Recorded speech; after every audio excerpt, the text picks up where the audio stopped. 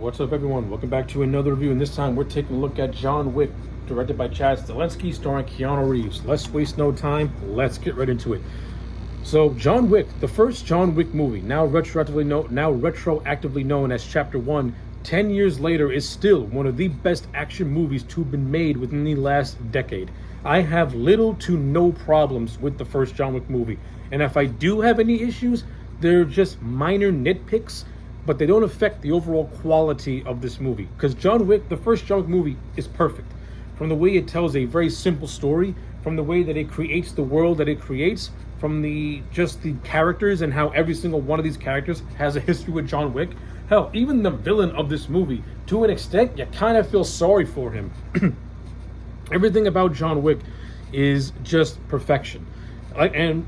And I got to go to the story. The story of John Wick is very basic. It's very bare bones. John Wick does not break the boundaries in terms of how it tells its story.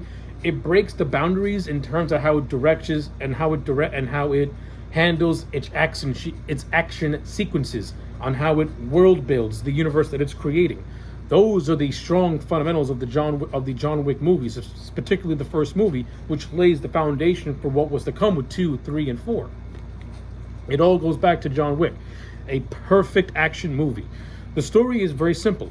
John Wick is a retired assassin who 5 years prior to the events of the movie, he meets this woman named he does this impossible task, which grants him amnesty from the mob. Essentially, he marries his wife named Helen.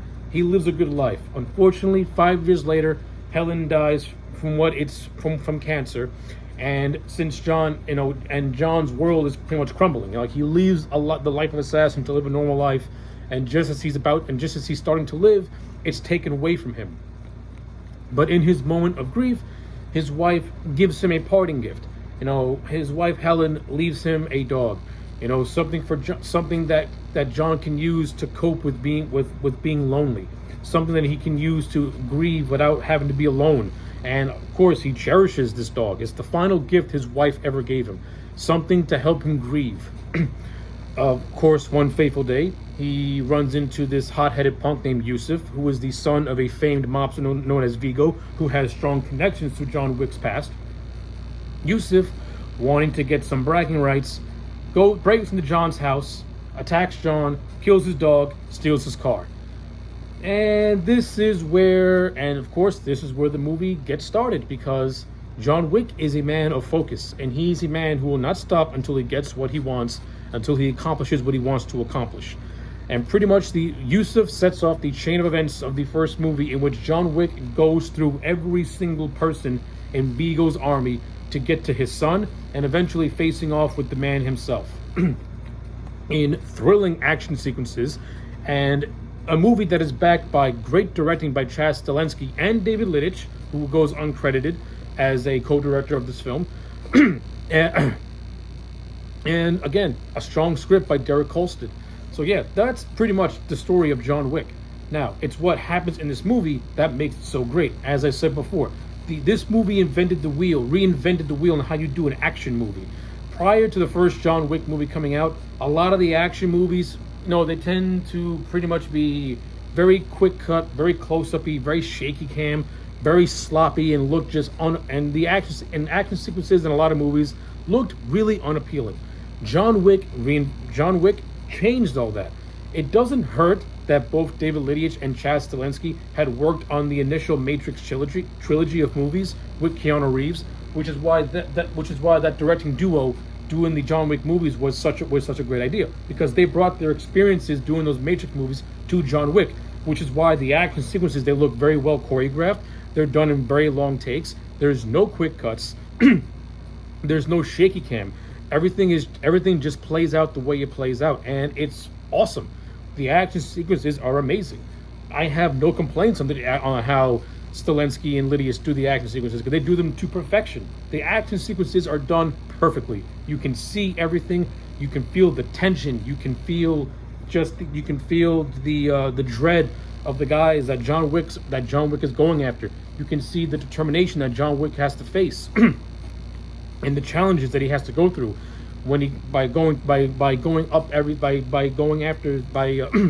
taking down every single member of Vigo's army. Like, we see his struggle and on getting to the final boss, so to speak. And it's done perfectly. I have no complaints on how these action sequences are handled. There's so many good ones. You know, there's the there's the initial attack on John Wick, and then there's John Wick suiting up essentially in his really nice assassin suit, and his house once again being under siege. But this time John Wick was ready, and it's a great action sequence. Good shit. You also got the stuff at the Continental and the Red Circle where he goes after Yusuf. You have a great scene where John Wick goes to a Russian church and shoots everybody up. Then you have the warehouse scene that follows that.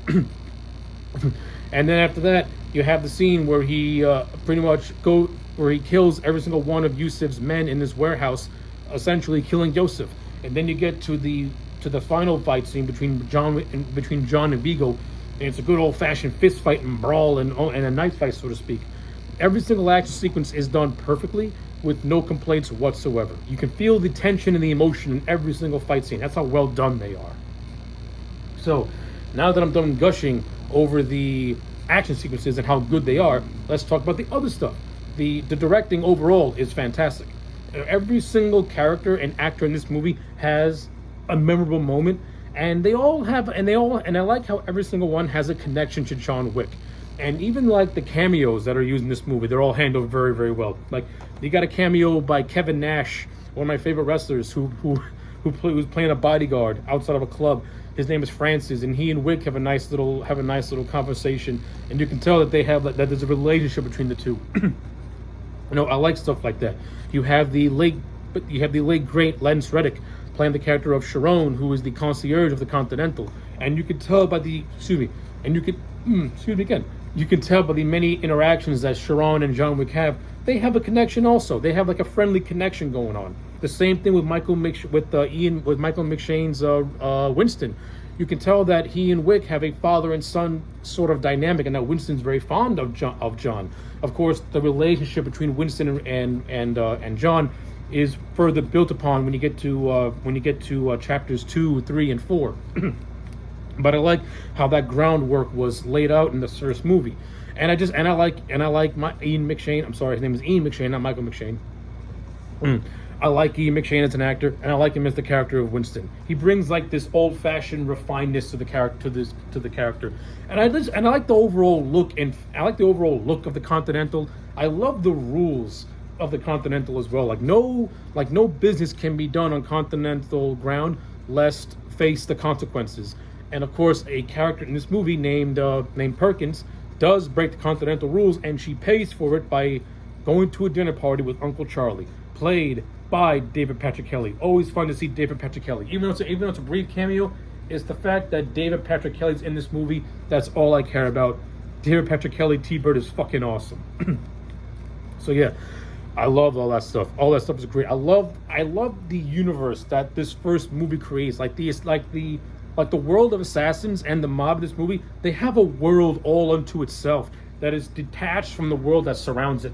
I love it. It's great. Like, currency in this world is done through gold coins and stuff like that. Like, it's fascinating.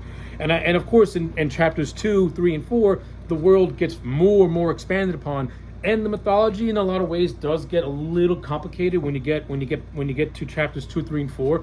But it's complicated in a good way because it makes you want to know more. You know what I'm saying? Like, and the first movie does a fantastic job of wanting to know more about this world, about the rules of this world, and like who is above these people, like who controls these people. You know, I like all this stuff. It's great.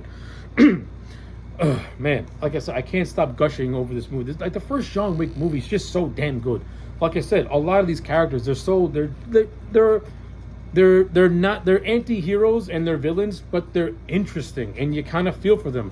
Like, for instance, the character of Vigo. The character of Vigo has a connection with John, and one of the last things John Wick did before retiring as an assassin was do this impossible task that ended up being the foundation that Vigo used to build his empire. And for 5 years, Vigo had no intention to go after John, and John had no intention to be bothered with Vigo. They lived their separate lives, and that was it. Until Vigo's son Yusuf fucked the whole thing up by killing the man's dog. And you kind of got to feel for Vigo in a way, because he was roped into something because of his kid that he did not want to do. Like, Vigo did not want to be bothered by did not want to bother John Wick, and he didn't want to be bothered by anything in general. He just wanted to do his business and build his empire. But now he has to deal with something that his punk kid. But now he has to clean up the mess of his punk kid, and it's because of what his son did. Vigo's empire and his life is pretty much done by the end of the movie. That's why I say Vigo comes across as a sympathetic villain, because throughout the course of the movie, you can tell that he has like a mutual respect for John. Hell, you can even say that he has like an understated love for John Wick in a way, in a way, and I like it. Like, the movie is very subtle with it, but you can see it. Like, Vigo is not a one-dimensional villain. He's very multifaceted. A lot of that is done through his dialogue exchanges with certain characters and the way his character is built up. One of my favorite scenes in this movie is when Vigo is beating up the character of Marcus, played by Willem Dafoe, who is a friend of John Wick, and throughout the entire movie, he's helping John Wick as he goes on his quest to take down Yusuf and to take down Yosef. Of course, we know that. Of course, Vigo finds out that Marcus had no intention of killing John Wick, and had no intention of wanting to claim the $2 million bounty that Vigo put on Marcus's head. And because of this, Vigo essentially blames Marcus for the death of his son. So in a rage, he beats the living shit out of Marcus. Now, of course, Marcus being one of the old guard and Willem Dafoe being Willem Dafoe, he's like, no, good sir. If I'm going to go down, I'm going to go down on my own terms. And I like how Marcus is able to kill off two of Vigo's goons before being killed off himself. Again, even though Vigo is a villain and he essentially killed Marcus, he still has a respect for him after he kills him, pretty much giving the man respect, saying, "Well played, old friend." He respects the fact that Marcus wanted to go out on his own terms and not go out like a punk. It's the character of Vigo is so well written. To me, he's so well written, so well drawn, and the late actor who played him, Michael Nyqvist, did a fantastic job at bringing the character to life. Like, he really, really did a great job. He's a very understated, very underrated action villain. Is the character of Vigo probably the most underrated villain in the entire John Wick franchise? To be honest with you, like, I really do like his character a lot. Like, the character of Yosef, I'm not really overly fond of. Like, he's a street punk, essentially trying to get some street credit. So it is what it is. And Yosef never really learns from his mistakes. He pretty much, his last dying thing was like, "It was just a fucking dog," before getting killed by John Wick. Like, Yosef still went out like a punk bitch. So that is what it is. Like, I didn't hate the character of Yosef or the performance. It is what it is. But I just didn't find him to be all that great either. He's like a generic mob son trying to do whatever he can to earn his stripes. Trying to bully whoever he can bully. But then once he gets punked out, he acts like a punk.